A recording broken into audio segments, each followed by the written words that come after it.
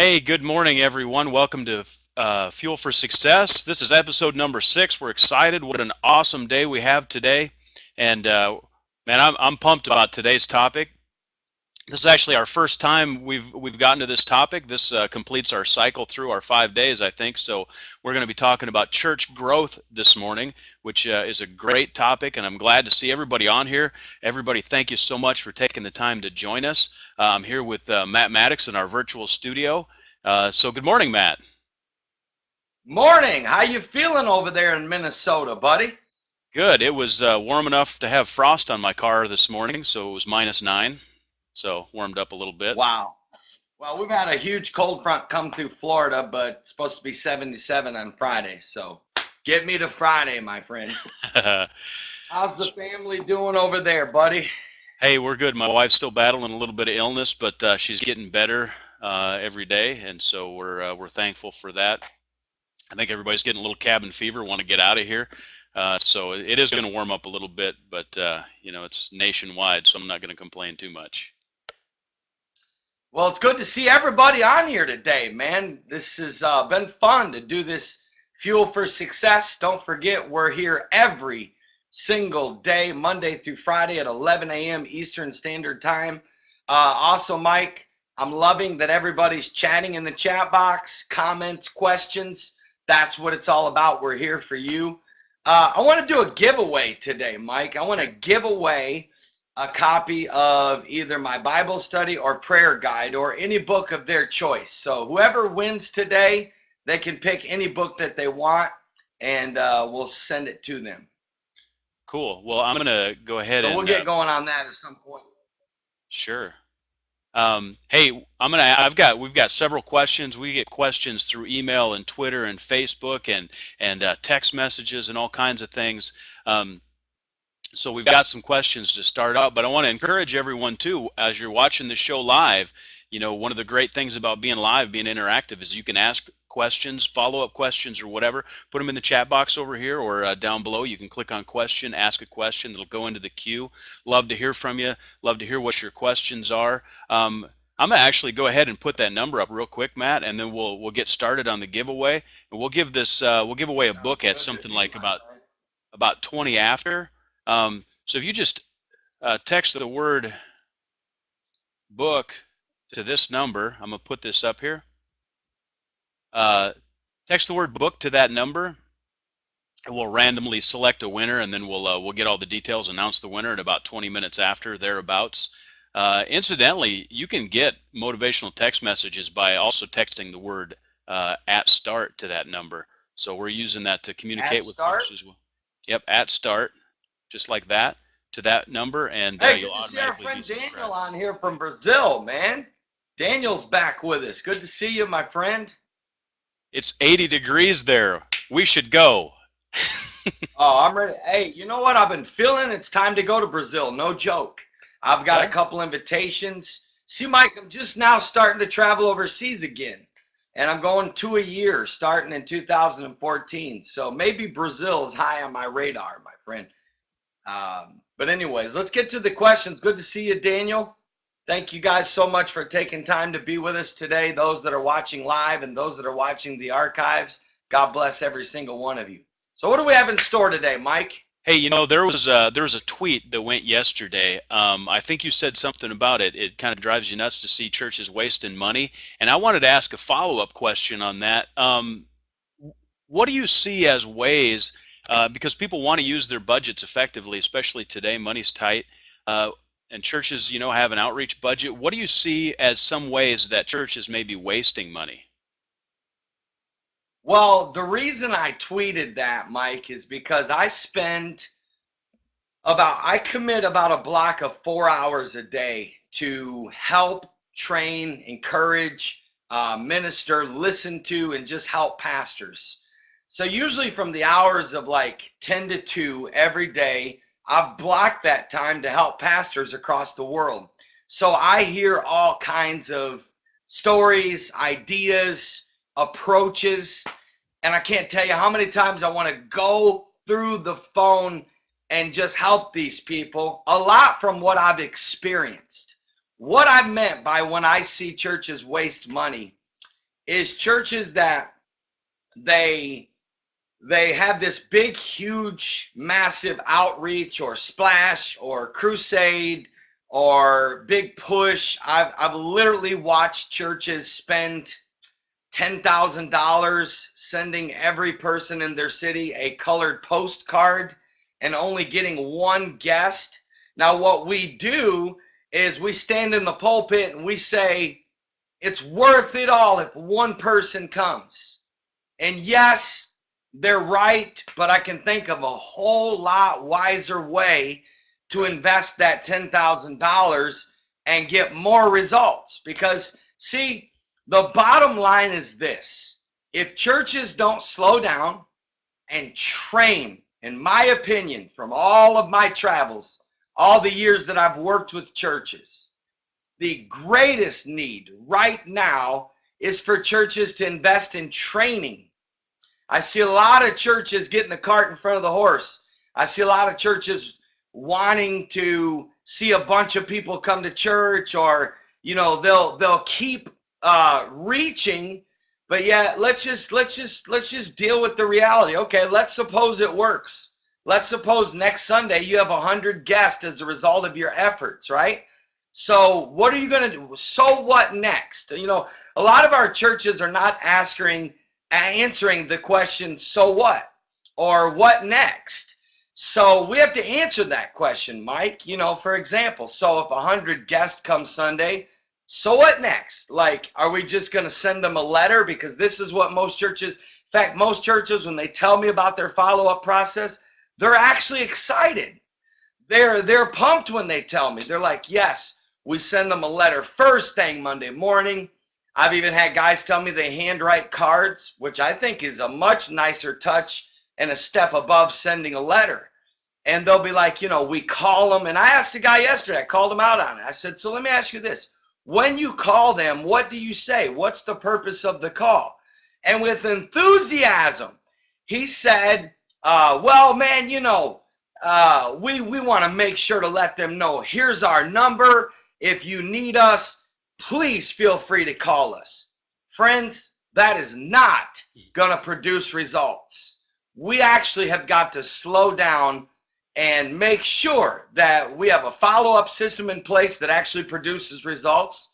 And then we got to make sure that we have enough people ready to teach Bible studies and disciple.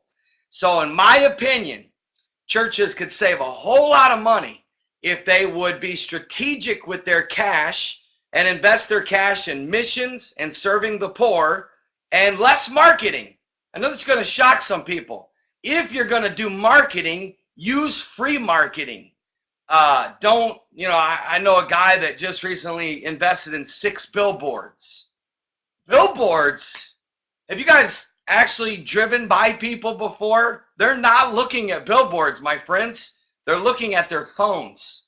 So I think that it's a bad investment to, I know churches that they're always putting out flyers, which is good. Believe me, that has its place. But the scary thing is that's the only thing they rely on for people in their community to find out about their church. Jesus' answer to world evangelism was, let your light shine that they may see your good works. And when they see your good works, they'll glorify your Father. It's not coming through a postcard. It's not coming through a mail out. It's not coming through a billboard. It's not coming from some putting out signs everywhere. I remember when I was a pastor, we bought, I think, 1,000 of those yard signs that you see, like that real estate agents use. We put them everywhere, and we got so little bit of results. Again, a lot of things that I teach and share, I learned by being in the trenches, doing it and trying it. So a church would be wise to invest their money in missions and serving the poor, and then invest the rest of their money in training, follow-up, Bible studies, and discipleship, period. I know churches that when I start talking to them about developing a first-class looking gift for their guests, whether it be a gift bag, whether it be a case of water with some homemade cookies, which sounds counterproductive, and maybe a $10 Starbucks gift card. They're like, oh my God, you spend that much?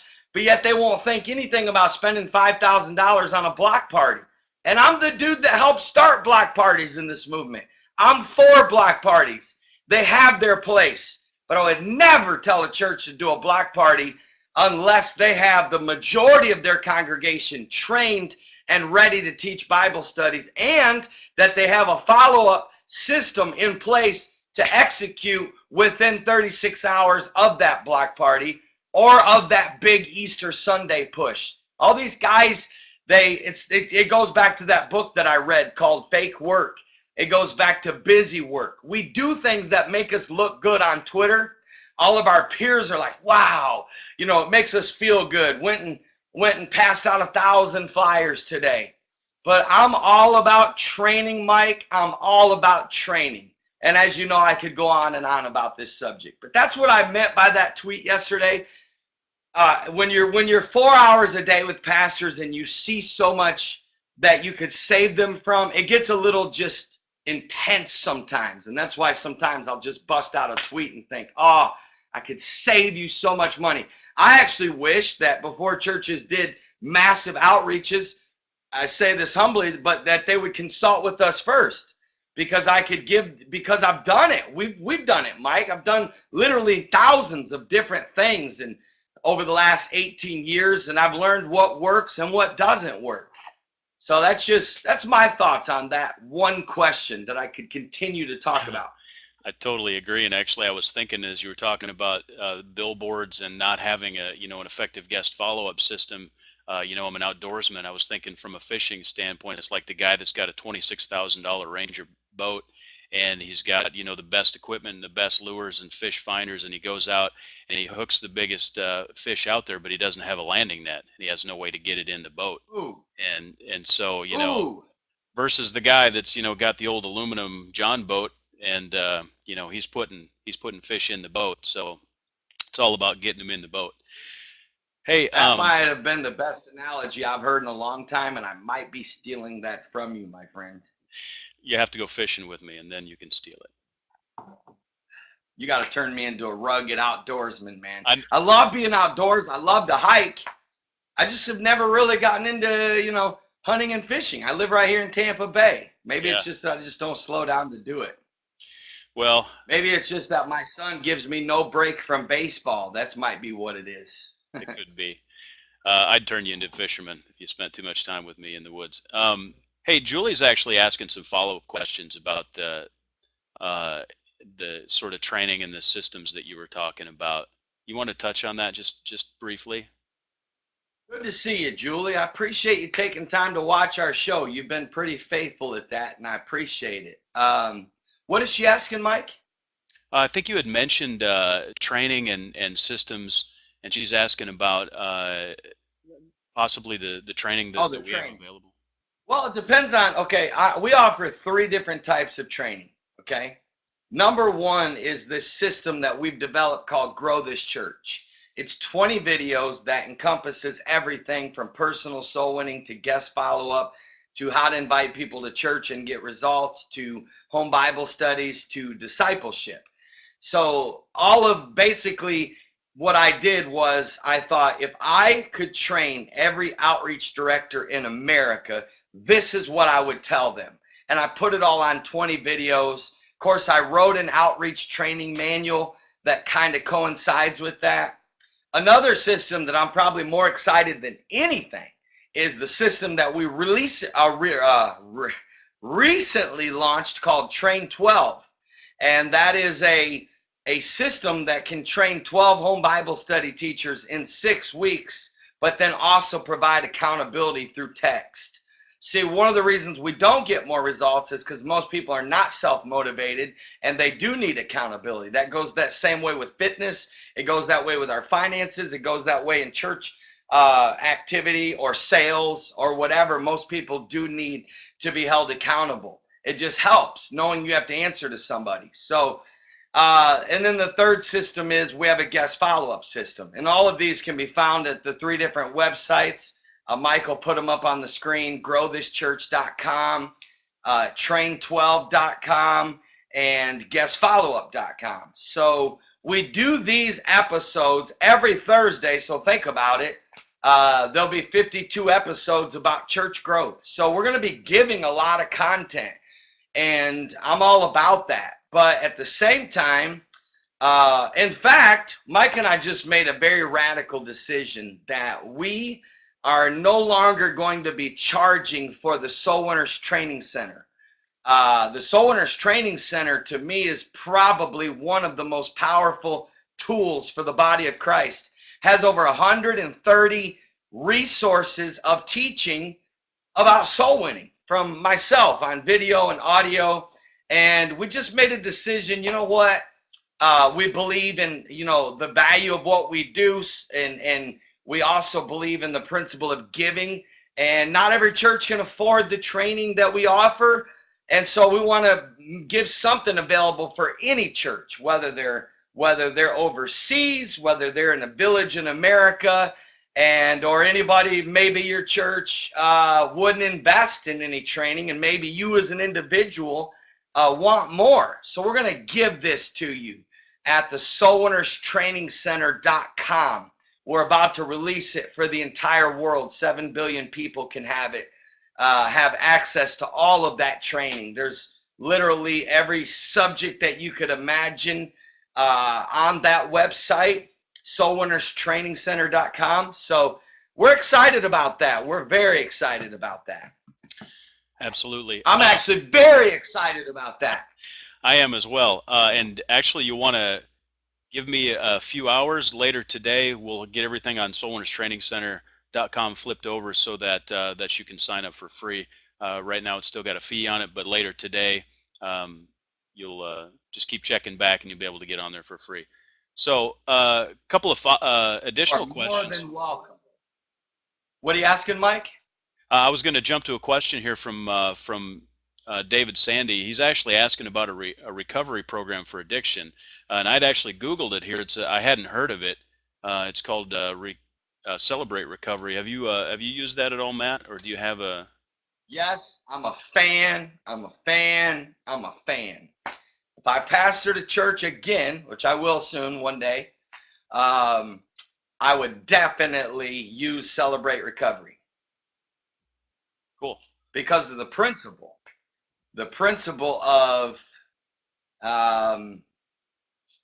the support, I don't know anything about Weiser's Life Catalyst program, so I can't endorse it. But I believe in the principle of Celebrate Recovery. I think it's very important to reach out to people that are addicted. Yes. They need a support group. Most churches don't offer anything like it. Here, we don't. Here's what we don't do in churches. Since it's our show, we can just be straight up.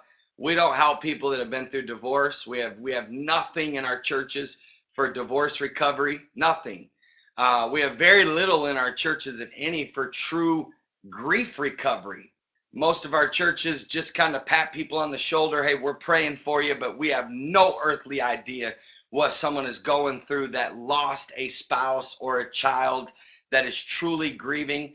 And we don't do anything for addicts, for, drug addicts and alcoholics. Easy, we pray them through, baptize them, give them a little. By the way, can I say something?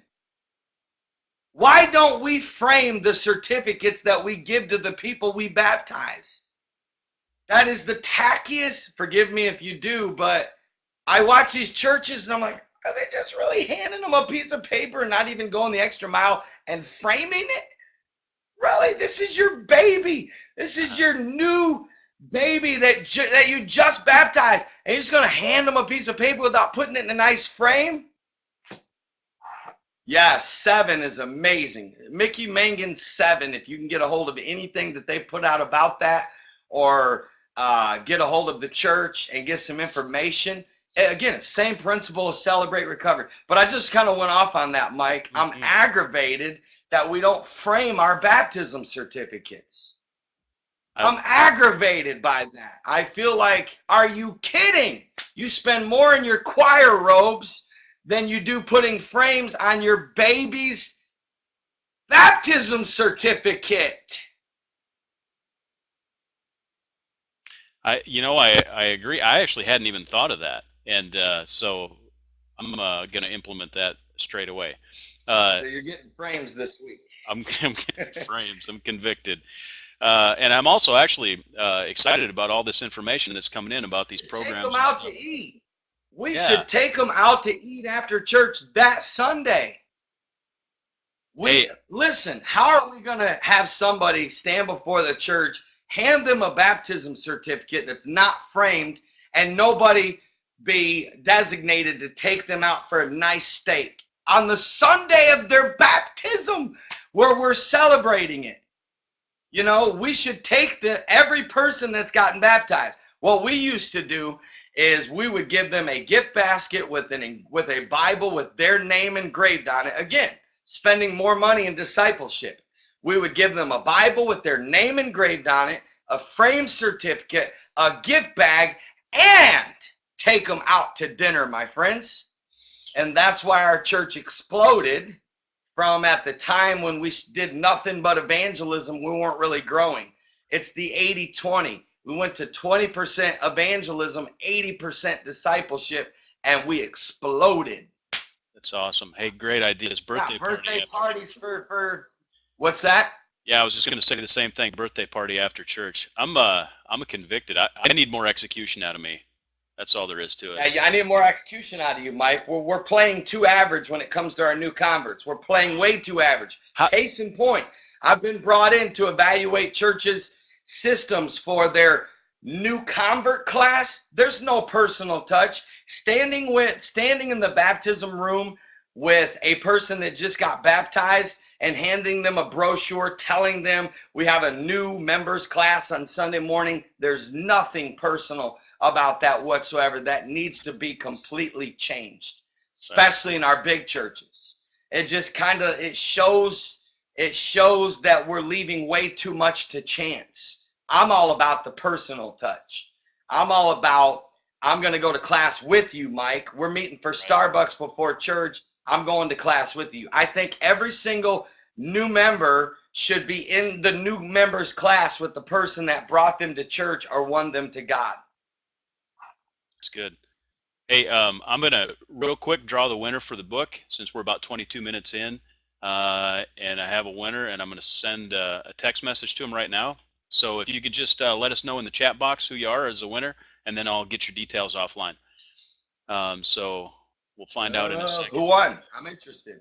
I think Janice won on Monday. It was Janice's friend, actually.